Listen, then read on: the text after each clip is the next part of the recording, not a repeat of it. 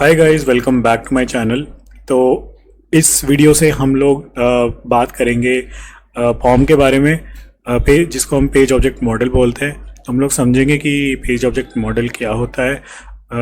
अभी तक हमने अपना सेलेनियम जावा के बेसिक्स देखे थे गाइस। हमने एंड टू एंड फ्लो भी देखा था, सिर्फ सेलेनियम जावा कोड में एक raw end to end flow देखा था। फिर हमने एक टेस्टिंग फ्रेमवर्क इंट्रोड्यूस किया था अपने कोड में, जिसको हम टेस्ट एनजी बोलते हैं।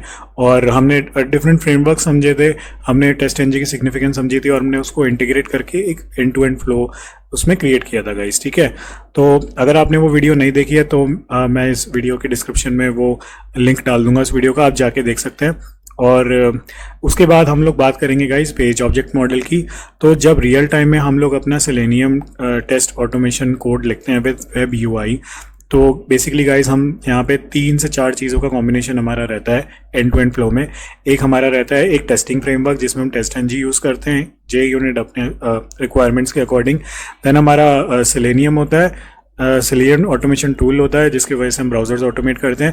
देन हमारी एक प्रोग्रामिंग लैंग्वेज होती है जैसे जावा, पाइथन, जिसमें हम अपने जिस लैंग्वेज में भी हम कंफर्टेबल हैं वो हम यूज़ करते हैं। और इसके बाद गाइस हमारा एक और कॉन्सेप्ट आता है जो कि इक्वली बहुत इंपॉर्टेंट है, जिसे हम कहते हैं पॉम, पेज ऑब्जेक्ट मॉडल। ठीक है गाइस, तो पेज ऑब्जेक्ट मॉडल हम इस वीडियो में समझेंगे। ठीक है, इसकी सिग्निफिकेंस समझेंगे, फीचर समझेंगे, और नेक्स्ट वीडियो में हम लोग एक पॉम कोड लिखेंगे, एक पॉम की मदद से, और एंड टू एंड फ्लोज को कवर करेंगे जो आप लोग बेसिकली रियल टाइम में यूज भी करेंगे। ठीक है गाइस, ओके। तो इंट्रोडक्शन टू पॉम, तो लेट्स स्टार्ट। तो पॉम क्या है गाइस? अगर हम बाय डेफिनेशन बात करें तो it's POM stands for Page Object Model. So it is a design pattern which is widely used in web test automation. It is a way of organizing the code in such a way that it reduces the code duplication and improves code reusability. ठीक है, तो इससे हमने ये समझा guys कि पॉम का पहले तो फुल फॉर्म है पेज ऑब्जेक्ट मॉडल। तो ये एक मॉडल है, ठीक है, जो कि ये कोई प्रोग्रामिंग लैंग्वेज या कोई फ्रेमवर्क नहीं है गाइस, पहले आप ये समझ लीजिए। ये एक मॉडल है जिसको हम एक डिज़ाइन पैटर्न कहते हैं इजी लैंग्वेज में।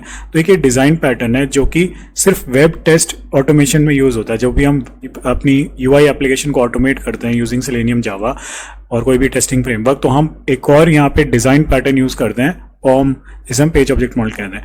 तो पॉम एक डिज़ाइन पैटर्न है जो बेसिकली क्या होता है, इसकी मदद से हम अपने कोड को ऑर्गेनाइज करते हैं गाइज इन सच अ वे जिसकी वजह से हमारी कोड की डुप्लीकेशन रिड्यूस हो जाती है और उसकी रीयूजेबिलिटी बढ़ जाती है। मतलब कोड को हम इफेक्टिव तरीके से यूज़ कर सकते हैं बिना कॉम्प्लिकेशन के, सिंपल लैंग्वेज में बिना किसी कॉम्प्लिकेशन के कोड को हम रीयूज़ कर सकते हैं, अच्छे से अपडेट कर सकते हैं, और कोड की कोई डुप्लीकेशन भी नहीं रहेगी, मतलब कॉम्प्लेक्सिटी कम हो जाती है गाइस। ठीक है, तो ये बेसिक डेफिनेशन है। पॉम एक डिज़ाइन पैटर्न है जो हमारा वेब यूआई टेस्ट ऑटोमेशन के लिए यूज़ होता है, और ये हम क्यों करते हैं, अपने कोड को एक ऐसे तरीके से ऑर्गेनाइज करने के लिए जिसकी वजह से कोड डुप्लीकेशन कम हो जाती है, रीयूजेबिलिटी बढ़ जाती है, मेंटेन हम इजीली कर पाते हैं अपने कोड को।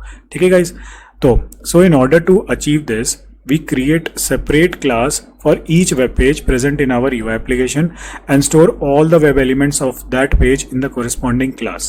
ठीक है, this class is known as page object class और simply page object. तो कैसे अचीव करते हैं गाइस? तो कॉन्सेप्ट यहाँ पे ये आता है कि ये डिज़ाइन पैटर्न कैसे चलता है। ये डिज़ाइन पैटर्न बेसिकली हम ऐसे बनाते हैं गाइस। लेट से मैंने लास्ट वीडियो में जब टेस्ट एनजी फ्रेमवर्क के साथ इंटीग्रेट किया था अपना कोड और एंड टू एंड आपको एक लॉगिन फ्लो दिखाया था using the internet Heroku app, तो वहाँ पे हमने क्या देखा था गाइस, हमारे 4 पेजेस आते हैं वहाँ पे। तो पहला हमारा गूगल सर्च पेज हम लॉन्च करते हैं, वहाँ पे हम कीवर्ड डालते हैं अपना, राइट। उसके बाद हमारा सर्च रिजल्ट्स पेज आते हैं गूगल के। फिर उसके बाद जब हम लिंक पे क्लिक करते हैं तो हमारा लॉगिन पेज आता है। देन क्रेडेंशियल्स डालते हैं तो होम पेज आ जाता है।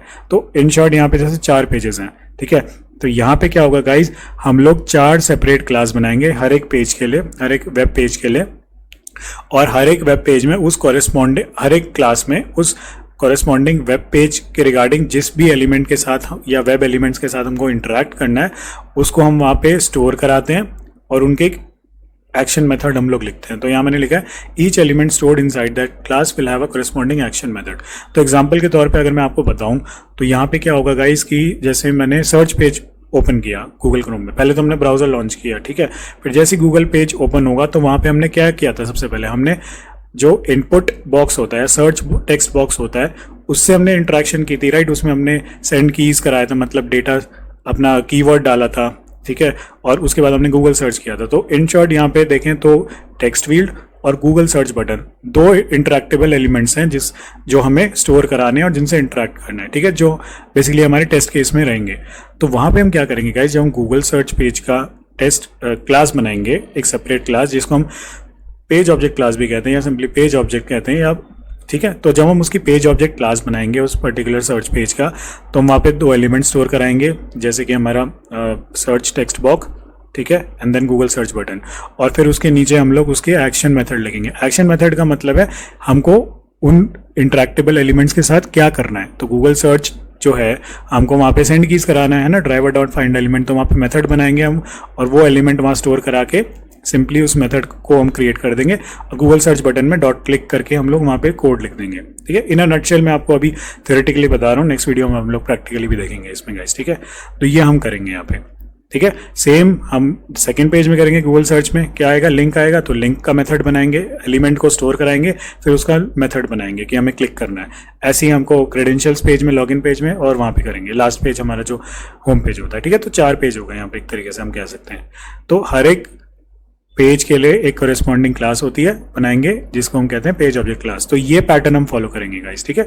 वहाँ पे भी हम डिफरेंट कॉन्सेप्ट यूज करेंगे, पेज फैक्ट्री कॉन्सेप्ट, कंस्ट्रक्टर देखेंगे वहाँ बना के, वो कैसे ड्राइवर की लाइफ हम पास करते हैं क्लास से दूसरी क्लास को, तो वो हम देखेंगे। तो इन नटशेल ये हमारा पॉम डॉट नॉट पॉम, अच्छा गाइस, पॉम डॉट एक्सएमएल और पॉम दोनों अलग चीज़ है। सबसे पहले तो पॉम डॉट एक्सएमएल फाइल हमारी एक कॉन्फ़िगरेशन फाइल होती है, जहाँ पे हम अपनी प्लगइन्स को इंस्टॉल करना, डाउनलोड करना, अपनी डिपेंडेंसी से टेस्टिंग फ्रेमवर्क हो गया या क्यूकम्बर फ्रेमवर्क हो गया या कुछ भी हमारा सेलेनियम जावा, इसको इंस्टॉल करते हैं प्लगइन्स को, और वो अलग कॉन्सेप्ट है गाइस। पॉम डॉट एक्सएमएल हमारी एक फाइल होती है, बट पॉम पेज ऑब्जेक्ट मॉडल एक डिज़ाइन पैटर्न है जो कि सेलेनियम टेस्ट ऑटोमेशन या वेब यूआई ऑटोमेशन के लिए हम यूज़ करते हैं, अपने कोड डुप्लीकेशन को कम करने के लिए, रीयूजेबिलिटी और मेंटेनेंस को कम, मतलब इजीली मेंटेनेबल कोड बनाने के लिए और रीयूजेबिलिटी बढ़ाने के लिए, ठीक है। अचीव कैसे करते हैं, क्लास बना के हर एक वेब पेज के लिए, ठीक है, और देन उसको स्टोर, एलिमेंट्स को स्टोर करा के उसके मेथड्स बनाते हैं, ठीक है। Always prefer to use POM when we have large number of test cases. Again guys, छोटे छोटे टेस्ट केसेस के लिए तो ठीक है, अगर आपके बहुत सारे टेस्ट केसेस आ जाते हैं तो वहाँ पे अगर आपको फ्यूचर में मान लिया आपने कोड लिख भी दिया, रॉ कोड, ठीक है, बिना पॉम के, अब मान लीजिए फ्यूचर में बहुत चेंजेस हो गए एप्लीकेशन में, यूआई में, ठीक है, तो आप कोड लेवल पे जाके थोड़ी ना कोड को, हर एक लाइन ऑफ कोड को चेंज करते रहेंगे। तो सिंपली हमें क्या करना होगा, बस वो एलिमेंट को पेज ऑब्जेक्ट क्लास में अपडेट करना है, उसका एक्सपाथ या जो भी एलिमेंट होगा उसको अपडेट कर देना, ऑटोमेटिकली हमारे सारे टेस्ट केसेस में सब कुछ अपडेट होगा। तो ये सबसे बड़ा की फीचर है गाइस, जो नेक्स्ट स्लाइड में बात करेंगे, ठीक है। तो नेक्स्ट स्लाइड में मैंने यहाँ पे बेसिकली की फीचर्स लिखे हैं पॉम के। तो जैसे आप देख सकते हैं मैंने डिस्कस किया, it reduces code duplication, okay, duplicate नहीं बनता कोड।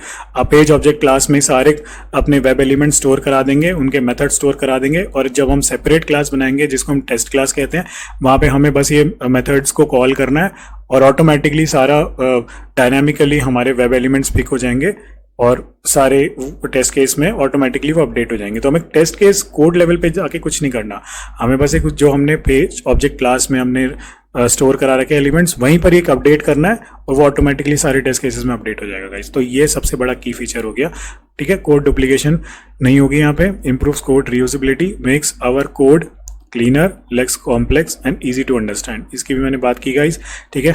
कोड डुप्लीकेशन मैंने एक तरीके से यही समझाया गाइस, ठीक है, कि कोड को बार बार लिखने की जरूरत नहीं पड़ती हमको, यहाँ पे एक जगह स्टोर हो जाते हैं वेब एलिमेंट्स, ठीक है। It can be integrated with our testing frameworks like TestNG, JUnit and with cucumber as well. Cucumber मैंने अभी बात नहीं किया गाइस, क्या होता है ये मैं अपकमिंग वीडियोस में इंट्रोड्यूस करूंगा और उसको फ्रेमवर्क इसके साथ बनाऊंगा, ठीक है, तो उसकी आप टेंशन ना लें। तो अभी आप ये समझ लीजिए कि ये फॉर्म हम अपनी टेस्टिंग फ्रेमवर्क्स के साथ भी इंटीग्रेट कर सकते हैं, ठीक है, और BDD framework like Cucumber as well, ठीक है। और मोस्ट इंपॉर्टेंट पॉइंट जो मैंने ऑलरेडी बताया बट फिर मैं अच्छे से एक्सप्लेन करता हूँ, if any element is changed और updated in UI, we don't have to update the test cases. We can simply update the web element in POM class and everything will be updated dynamically in our test cases end to end. ठीक है guys, तो सबसे बड़ा की feature after code duplication reduction, code reusability and maintainability, उसके बाद हमारा यही है गाइस कि आप जब भी कोई मेजर चेंज होता है बड़े सा बड़ा मेजर चेंज भी अगर होता है वेब एप्लीकेशन में, यूआई बदल जाता है, अगर बदल भी जाता है यूआई, तो उस केस में आपको सिर्फ अपनी पेज ऑब्जेक्ट क्लास में जाना है, ठीक है, मतलब पेज ऑब्जेक्ट्स में, जिसको हम पेज ऑब्जेक्ट्स भी कहते हैं, इस पेज ऑब्जेक्ट क्लास को सिंपली पेज ऑब्जेक्ट्स भी कहते हैं। तो आपको अपने पेज ऑब्जेक्ट्स में जाना है, वहाँ पे उस वेब एलिमेंट का एक्स पाथ या जो भी आपको अपडेट कर देना है, ऑटोमेटिकली वो मेथड भी आपको चेंज करने की जरूरत नहीं पड़ेगी जो आपने इंप्लीमेंट किया है। और टेस्ट केसेस में भी वो जितने भी आपने 100 टेस्ट केसेस भी अगर लिखे हैं और वो element let's say 70 test cases में आप यूज़ कर रहे हैं, तो डायरेक्टली वो 70 टेस्ट केसेस में अपडेट हो जाएगा, आपको एक एक टेस्ट केस में अपडेट करने की जरूरत नहीं है, राइट। आप समझ रहे होंगे मेरा पॉइंट, यहाँ पे पॉम की क्यों हमें ज़रूरत पड़ती है, ठीक है ना। तो पॉम ही एक तरीके से हमारा डिज़ाइन पैटर्न है गाइस, जो कि हमारा टेस्ट कोड को एक अच्छे तरीके से मेंटेन करके रखता है, इजीली एक्सेसिबल है, रीडेबल फॉर्मेट में रखता है कोड। बिजनेस भी अगर चाहे तो वो भी समझ सकता है गाइस कि हमने क्या किया, अंडरस्टैंडेबल होता है, ठीक है। कोड को बार बार लिखने की ज़रूरत नहीं पड़ती, जिसकी वजह से डुप्लीकेशन हमारा कम हो जाता है, ठीक है ना। और आप चाहो तो अगर 100 और टेस्ट केसेस आपको बनाने हैं तो वो भी आप बना सकते हो, आपको बस वहाँ से मेथड कॉल करने हैं और हमारी रीयूजेबिलिटी वहाँ पे आ जाएगी, ठीक है ना। तो ऑब्वियसली हमारा लेस कॉम्प्लेक्स हो जाएगा, कोड क्लीन हो जाएगा, इजी टू अंडरस्टैंड हो जाएगा, ठीक है। तो ये है गाइस पॉम के बारे में, तो हमने पॉम को समझ लिया अच्छे से। अगर आपको फिर भी कोई डाउट है तो आप कमेंट सेक्शन में ज़रूर बताएं, मैं नेक्स्ट वीडियो से अपकमिंग वीडियो से पॉम को इंटीग्रेट करके दिखाऊंगा आपके टेस्ट एनजी फ्रेमवर्क के साथ, using Selenium as an automation tool and our Java programming language. तो यही अगर आपको समझ में आ जाता है गाइस, तो 90% ऑफ द टेस्ट ऑटोमेशन आपको आसानी से आ गई, अगर आप ये इंटीग्रेट 3 से 4 चीज़ें इजीली कर लेते हैं, समझ भी लेते हैं, ठीक है गाइस। तो आई होप आपको ये वीडियो पसंद आई होगी। अगर आपको वीडियो पसंद आई तो प्लीज़ लाइक करें, कमेंट करें, सब्सक्राइब करें मेरे चैनल को, और कोई भी डाउट हो, कोई भी आपको क्वेरी हो तो उसको कमेंट सेक्शन में ज़रूर बताएं, मैं उसको ज़रूर एड्रेस करूंगा गाइस। तो मैंने अभी चैनल स्टार्ट किया है, आप मेरे को सपोर्ट ज़रूर करें अगर आपको वीडियोस पसंद आती हैं, ताकि मुझे मोटिवेशन मिले, मैं और वीडियोस आने वाले टाइम में बनाता रहूँगा गाइस, ठीक है। तो इस वीडियो में इतना ही, thank you so much for watching, take care and bye bye.